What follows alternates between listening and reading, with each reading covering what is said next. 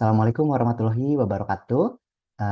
Perkenalkan, nama saya Buhari Muslim Saloran, 23 22 40 80 dari Magister Elektro-Opsi Transformasi Layanan Digital. Hal ini sebagai bagian dari tugas kuliah EL 6063 Multimedia Internet of Things. Saya akan mempresentasikan sebuah materi mengenai arsitektur IoT dan juga multimedia IoT.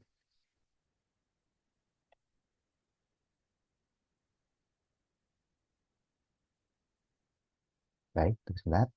Baik.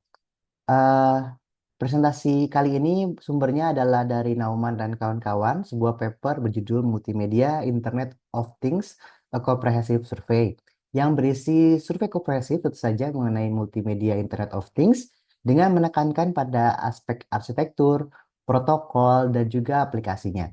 Paper ini menyoroti peralihan dari IoT tradisional ke MIoT yang diakibatkan dari meningkatnya permintaan akan data multimedia, baik itu audio, video, dan gambar, dengan menguraikan tantangan seperti keterbatasan perangkat dan juga kebutuhan routing dan protokol yang efisien. Pada presentasi ini kita akan meninjau salah satu bagian dari paper ini, yaitu yang membahas mengenai arsitektur IoT dan juga un-IoT.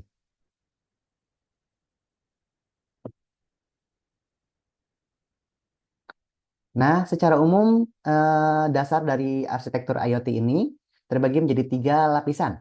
Lapisan data sensing, atau juga disebut di dalam paper ini sebagai lapisan things, lapisan persepsi, lapisan perangkat, dan lapisan sensor, terdiri dari hardware yang fungsinya adalah penginderaan, ataupun itu juga sensor skalar, ataupun sensor multimedia, serta aktuator, yang secara umum merupakan perangkat keras dengan keterbatasan dayanya masing-masing untuk menginderakan dan memperoleh data.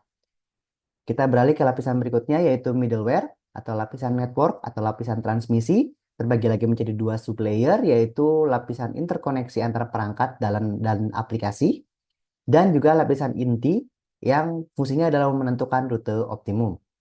Yang terakhir adalah lapisan paling atas, yaitu aplikasi untuk memvisualisasikan data dan hasil yang diproses, di mana lapisan ini juga dikenal juga lapisan bisnis, dan terbagi dua juga menjadi dua sub lapisan, yaitu sub lapisan services dan sub lapisan aplikasi.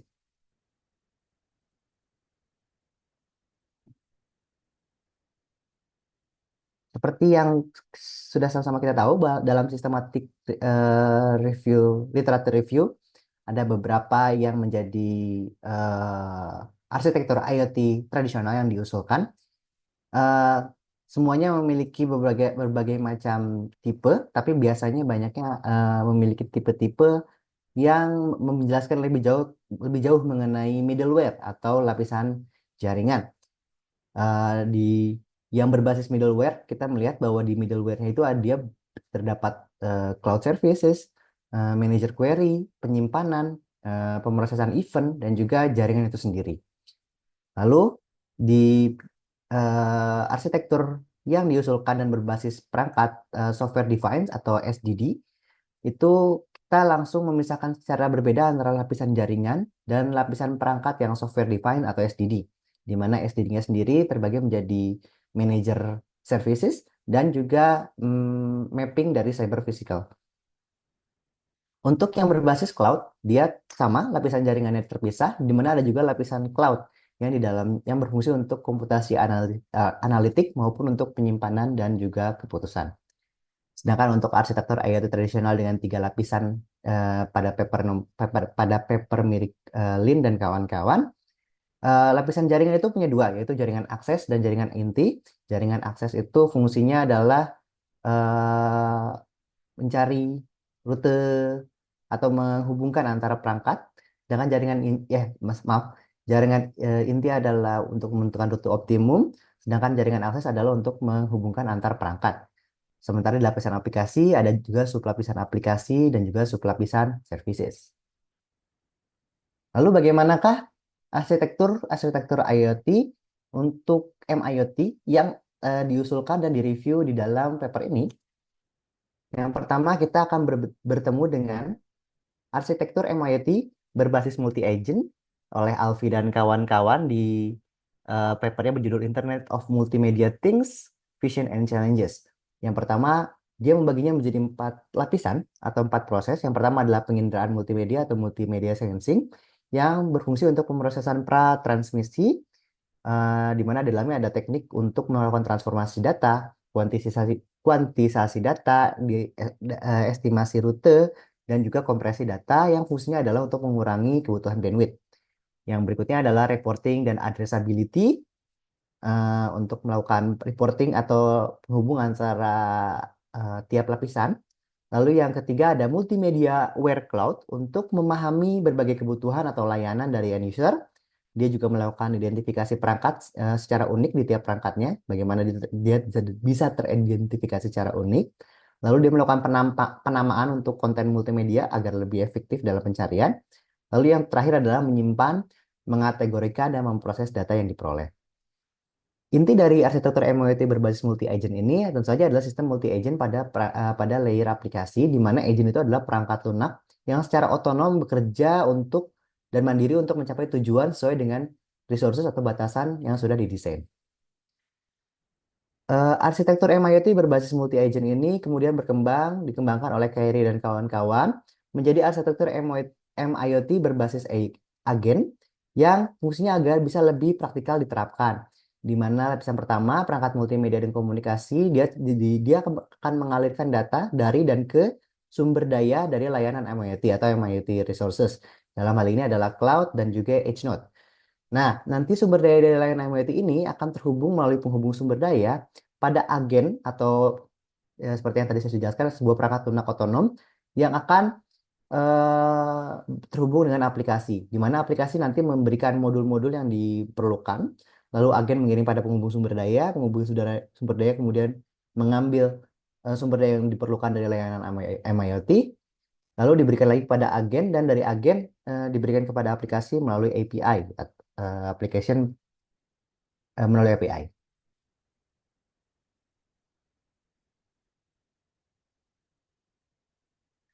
Berikutnya yang diusulkan dari Rego dan kawan-kawan adalah arsitektur software defined network berbasis AI untuk manajemen lalu lintas multimedia atau traffic multimedia.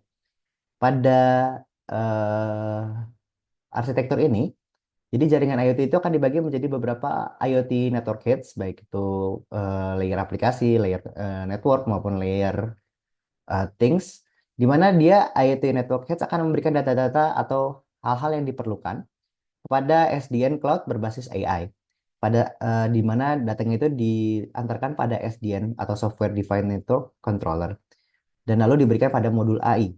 Nah, modul AI ini memiliki dua fungsi, yaitu sebagai klasifikasi data, di mana klasifikasi data nanti akan dikategorikan dari 1 sampai 5, dengan 1 adalah berarti dia lalu lintasnya non-kritikal, 5 adalah lalu lintasnya sangat kritikal.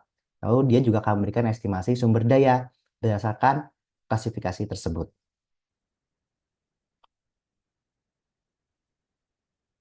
Dilanjut kepada arsitektur MIoT hybrid antara fog dan cloud. Nah, pada arsitektur ini lapisan diganti dengan istilah tier atau tingkatan, di mana ada 3 tier, yaitu tier mobile client. Dia berperan sebagai kurang lebih seperti lapisan aplikasi pada arsitektur lainnya, di mana terdiri dari konsumen servisnya sendiri.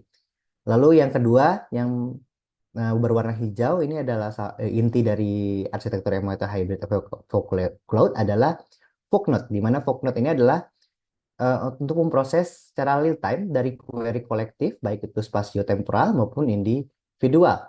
Nah, yang berperan sebagai fog node ini adalah smartphone, dan saja smartphone yang sama dengan baik yang sama maupun yang berbeda dari yang mobile client. Dan juga yang terakhir adalah fog node lain yang tersebar di sebuah smart city, yang fungsinya untuk mencari eh, pemrosesan tadi, data query spasio-temporal kolektif maupun individual. Pemrosesannya akan terdapat di remote cloud, yaitu sebuah arsitektur big data masif yang berbasis IP untuk menganalisis komputasi, menyimpan dan memproses query offline. Dan remote cloud ini terdiri menjadi 4 platform, yaitu layanan crowd sensing, layanan sosial media, social network atau jejaring sosial, layanan IoT, mobile maupun statis, dan yang terakhir adalah layanan crowdsourcing. Kita lanjutkan ke arsitektur yang lainnya. yang diusulkan oleh Seng dan kawan-kawan, yaitu arsitektur MIoT berlapisan Big Data.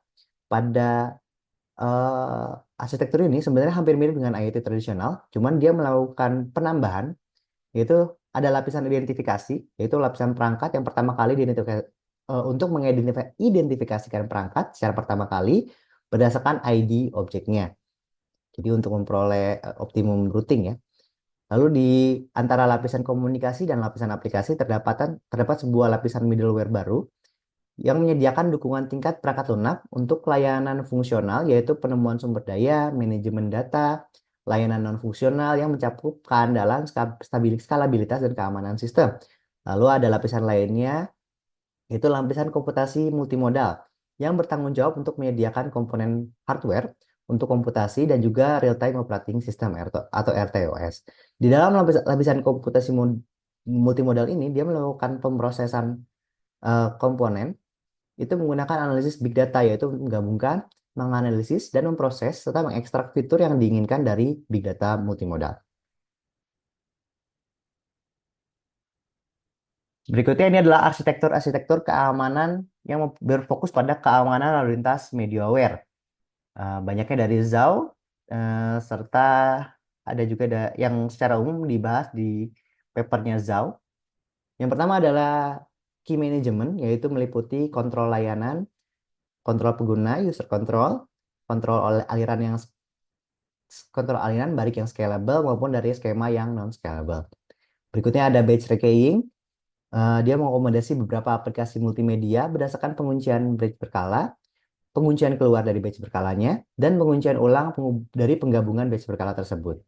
Berikutnya ada authenticating yang dicapai melalui autentifikasi grup, autentifikasi sumber, dan autentifikasi pengirim yang individual menggunakan daftar kontrol akses, certified ability atau sertifikat kemampuan, dan metode autentikasi bersama. Yang terakhir adalah watermarking, yaitu digunakan untuk mengidentifikasi asal dari konten multimedianya, untuk melacak distribusi ilegal, memblokir akses tidak sah, dan juga menanamkan tanda unik ke dalam konten multimedia. Baik, sekian presentasi saya mengenai arsitektur IoT tradisional maupun arsitektur MIoT. Semoga bermanfaat. Assalamualaikum warahmatullahi wabarakatuh.